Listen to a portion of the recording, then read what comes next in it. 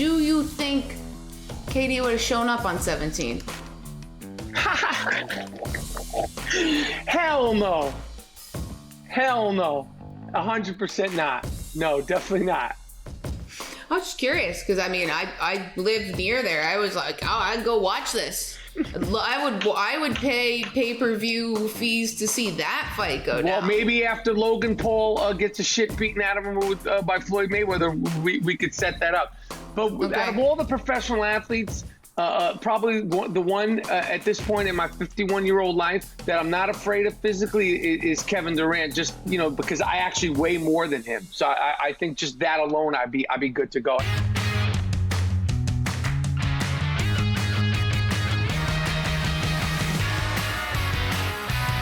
Hey guys, welcome on Into Drinks with Binks. I'm Julie Stewart-Binks, and after a big birthday weekend, yes, I am that girl that tells everyone that it's her birthday, I am hydrating with water today on the show. No booze, don't need any more of that, and also, we could all use a little more H2O every now and again, and for that, I want to cheers and toast to my guest who is just across the island that we are on of Manhattan. I'm on the west, he's on the east side, and you know him well. Even if you don't know sports, you have seen this man quite literally everywhere. Actor, comedian, director, podcaster, self-proclaimed disruptor, none other than Michael Rapaport. Mike, thanks so much for joining the show here today. Cheers to you for everything you have accomplished in this life of yours so far, and cannot wait to get into it here today. Thanks for having me. I'm drinking water too. It's canned water. It's the new craze, and it's very good canned water, especially when it's really cold. So I'm hydrating also. I see you had your birthday. Thanks for the invite. That's cool. I don't hold it against you. I'm still here and I'm still ready to rock and roll. It's been a long time coming. I'm excited to be on Drinks with Binks. Well, you know what? It is COVID, so it's like you can only really have a certain number of people. And so that's how I would love to have a big birthday blowout. But I was like, I got you. Can I have this? You know what I mean? It's kind of awkward right now. It's like, are you allowed to do these things yet? Anyway, I know, next year you're invited to my birthday and we'll be able to chat, and hopefully there'll be no pandemic at that point. Ha ha ha. But let's get into some of the good stuff here. You are, as we mentioned, you've worked on so many different things. You signed on to so many different projects, even recently to play Steve Madden in a TV series. Amy Schumer's father in Life and Beth, and Atypical on Netflix. And of course, you also have your podcast, I Am Rapaport. When you're looking for a project, like what is it other than money that sticks out to you that you're like, I need to do that? It's something that like in a sort of artist actory way. It's something that compels you emotionally. It's something that you can relate to. For me, the way I look at it on an emotional level, I consider myself an emotional actor. I'm not really a incredibly technical actor. And somebody who's like a great technical actor is like Christian Bale. He's like the ultimate technical actor, accents, walks, all that sort of thing. For me, I have to relate to the character first on an emotional level. So it's that, and it's either humorous or dramatic, and it's if you're lucky, you could get to do both in the same project. So that's what it is, and also people that you think are better than you, people that you think are great, people that you think that'll push you to be a good and better than you've been. Well, there's a role that you've been playing your entire life, I assume, that of a New York Knicks fan. And I'm sure it has been one that has been filled with many different emotions. Right now, the Knicks are en fuego, just crushing it. We're taping this on a Monday, by the way, and they have started their road trip off hot. This is airing on a Wednesday. We will see where they are at that point. But for the most part, life is good in Knicks Town. Are these guys for real this year? I think the Knicks are for real. Right now they're in the fourth seed. They play as a team. They pride themselves on calling themselves the Big 15. They went to Houston. They didn't take the night off. They didn't let that, that was sort of even though it was an easy game, those games could be where you sort of relax on what you've accomplished so far. it's shocking to me. I never thought that the Knicks, as of the recording of Drinks with Binks, would have won 11 out of the last 12. I still have a lot of mixed feelings about the Knicks and the Knicks organization. My heart and my allegiance to the Knicks has been challenged and questioned for the last 20 years, but it really got really bad for me with, the hiring of the coaches, the firing of the coaches, the Jeff Hornacek, the Phil Jackson. I directed When the Garden Was Eden, a 30 for 30, Yes. Which I gave my blood, sweat, and orange and blue tears for.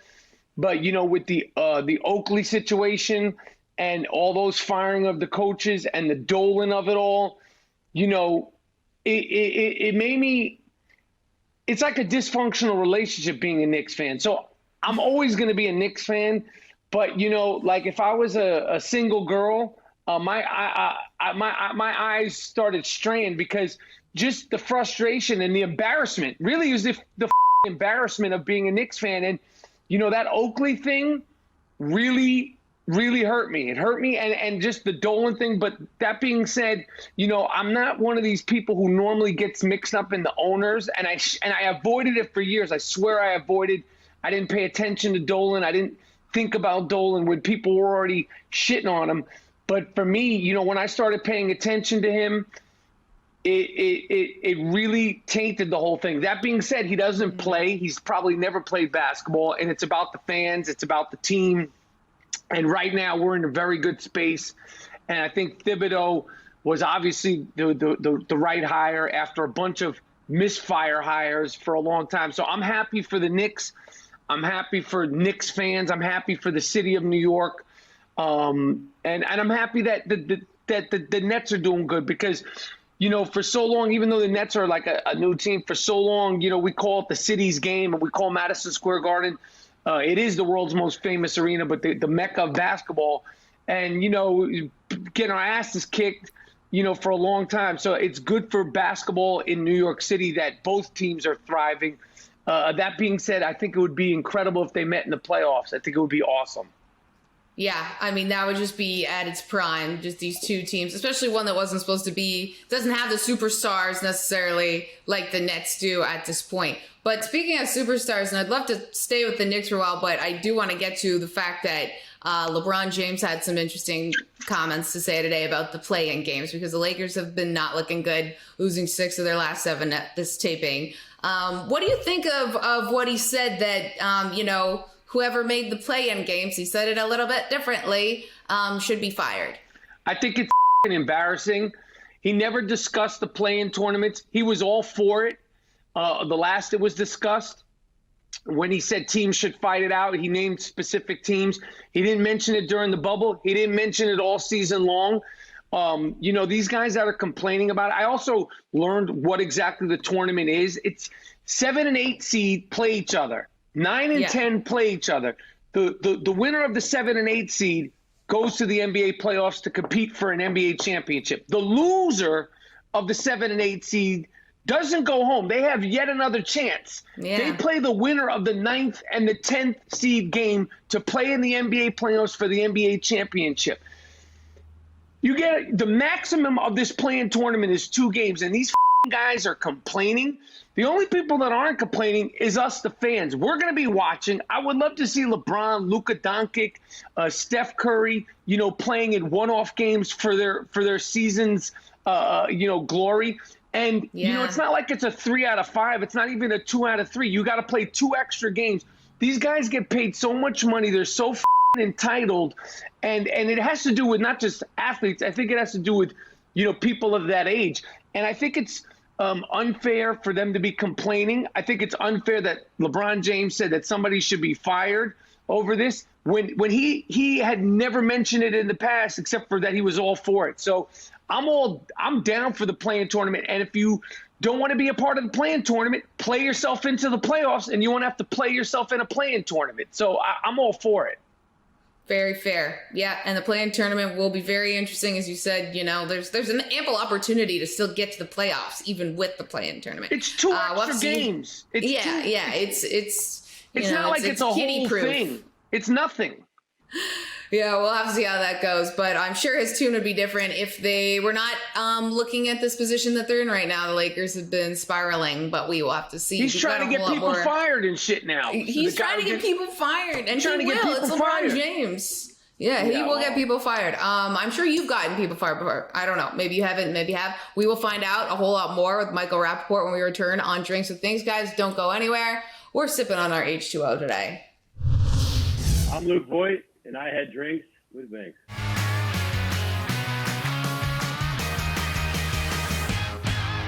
Hey, what's up, everybody? This is Jamel Hill, and I had drinks, with Binks, and I'm still standing, I'm sitting. See, that should let you know how drunk I am. Drinks with Binks.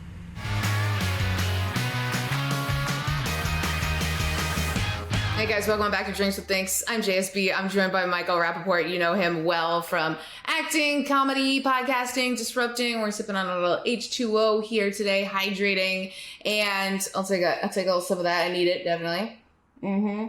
Michael, you know a lot about fights and you know, picking your spots and your battles. At this point, who's on your spite list? Like, West Elm's on my spite list. I hate West Elm, and I've hated West Elm since last year. Who right now is like, you got them. You want to fight them. Well, I don't want to fight, but you mean quickly, why West Elm? I feel like you might have gotten this off your chest. What happened with what they sent you a cabinet? They screwed me over about a couch last year, and I will never, ever let them live it down. I never will shop there again. I decided. I was going to give it just a year ban, but I'm giving it a lifetime ban.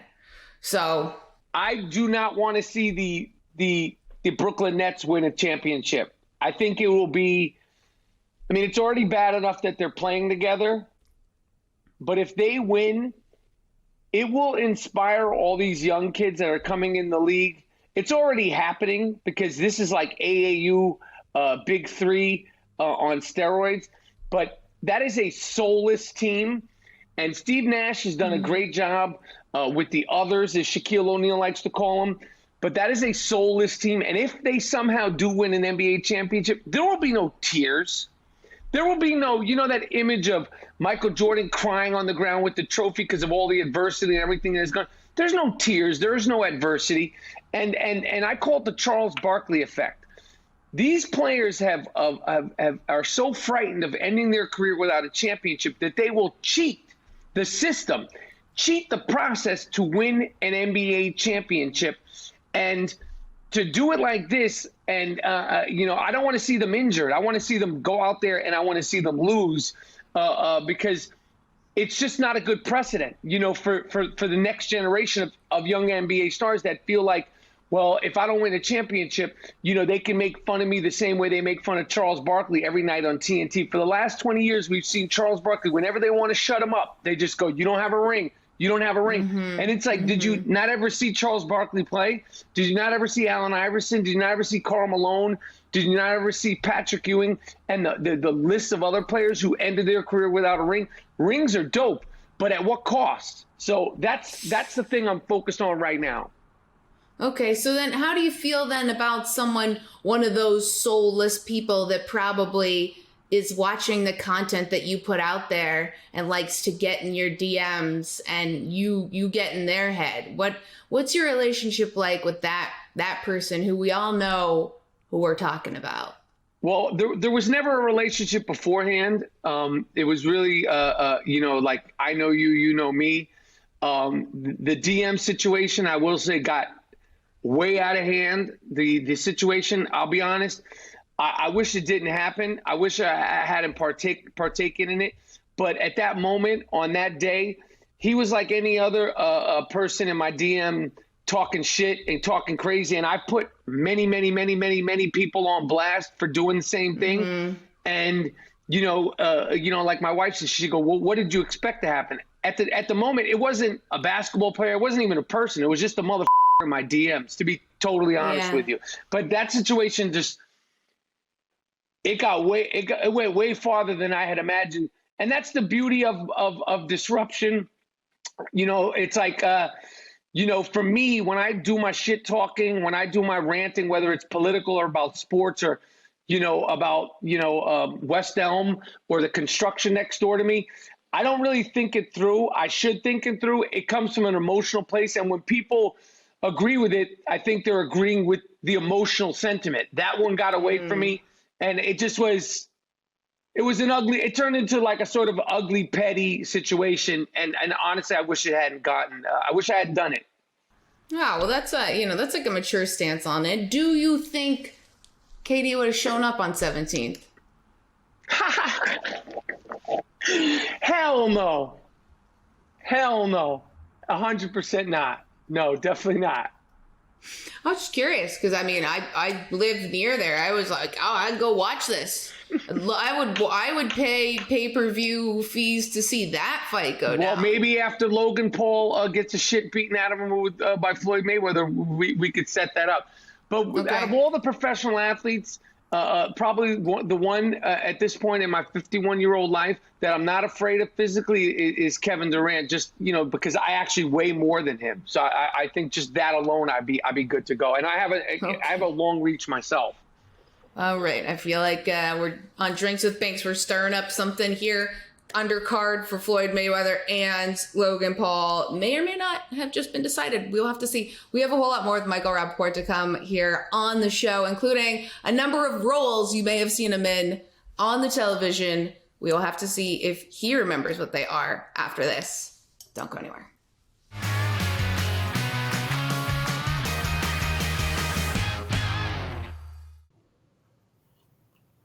Woo! It's your boy Poochall, and I'm gonna let you know I just had Drinks with Binks, and if you're not with us, you losing.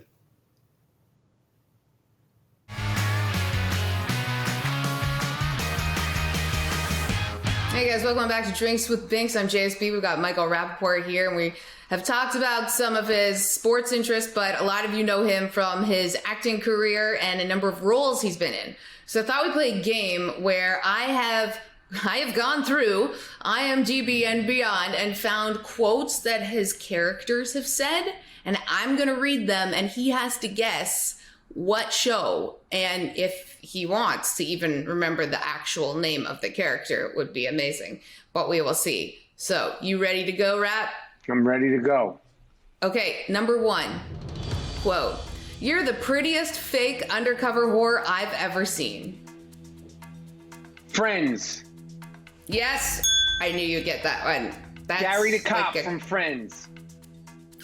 That was a pretty big, like, people know you real well from as Gary the cop.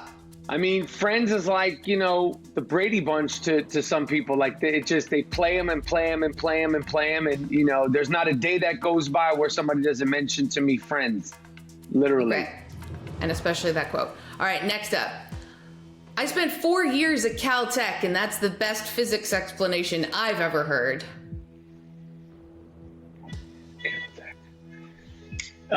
Shit. The show with where they're real smart. What is the name of this? They made a lot of money. Those guys are rich. It's not that one. It's not the one you're thinking of. You're thinking of Big Bang Theory, and it's not that. Metro. Nope. Wrong. The Sixth Day. Wrong. Man, I don't know how many characters that I ever like. That I usually don't play characters that go to college. Shit. What was that from? Deep Blue Sea. Oh, all right. Yeah, movie. I Shit. should have also said that too. Great movie. I remember watching that as a kid. It scared the living daylights out of me. Okay, number 3. "Kung Fu shit don't work on me." Damn, that's a good line. I feel like I didn't say it as well as I could have said it because that's a good line. Kung Fu, man. I don't know what that is, but I wish I did remember. I feel like if I maybe I didn't put enough behind this line because that's a Kung Fu shit don't work on me. What was that? Justified. Oh man, You knew that. Everything. I love that show. And I loved that character, and I loved working with the actors on that show, Timothy Oliphant, Walt Goggins, and the rest of the actors. That's a dope show, and I'm very proud to be a part of that show. That's good to hear. Okay. Kung fu shit don't work on me. Damn, I got to say that in my real life. That's a good line. I know. You have some good quotes in here that are very Michael Rapaport. Okay, next one is, all right, that's enough. Emily, baby, put the mean man back on the phone. Man, I have no idea what that is. I feel like I need to say it like you rather than me. Like, all right, that's enough. Emily, baby, put the mean man back on the phone. Man, I don't know what the hell that is. It's a show that might be behind bars. Prison Break? Yes. That's a good line also. That's a great line. That's why I went there. I was like, these are Rapaport lines. Also, I might have done this incorrectly and just gotten lines that someone else said, but I did do a lot of research. Nah. No, I said those things. I think. Okay. They sound. Yeah. I hope I did. All right. Okay. Next one. Final one. What are you gonna do? Storm through Boston and take down a drug lord? That is shit. It's with Melissa McCarthy. It's You got it. Yeah. what was the name of that movie? It's a good movie, successful movie. It's Sandra Bernhardt. Not Sandra Bernhardt. Sandra Bullock. God damn. Yeah. It's so hot in here. I can't remember the name of the movie. It's so hot. It's so hot. Oh my gosh. I'm so hot right now. I honestly can't. The hints aren't even going to help me. It's Miami, like Heat. The Heat. Yes. Yes. I knew that.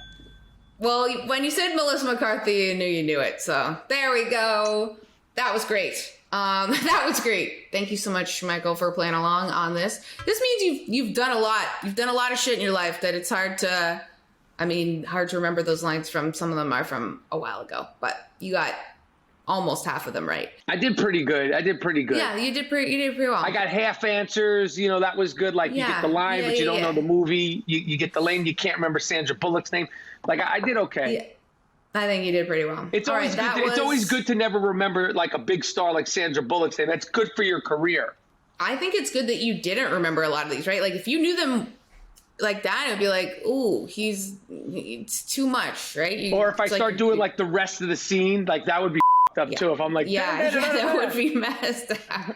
It would be the whole monologue. All right, this has been a wonderful game with Michael Rapaport. We've got more with him on the other side. Don't go anywhere. This is Drinks with Binks.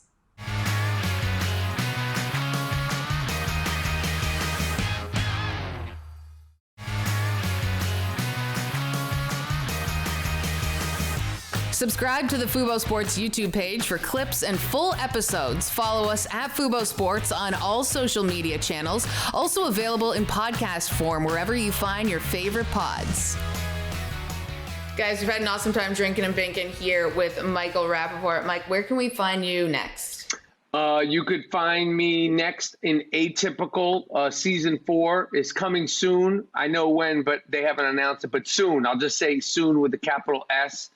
On social media at Michael Rapaport. And the next time you have me on Drinks with Binks and the I Am Rapaport Stereo podcast. And other than that, maybe on the corner, hopefully, sipping some more fantastic water as the summer comes close.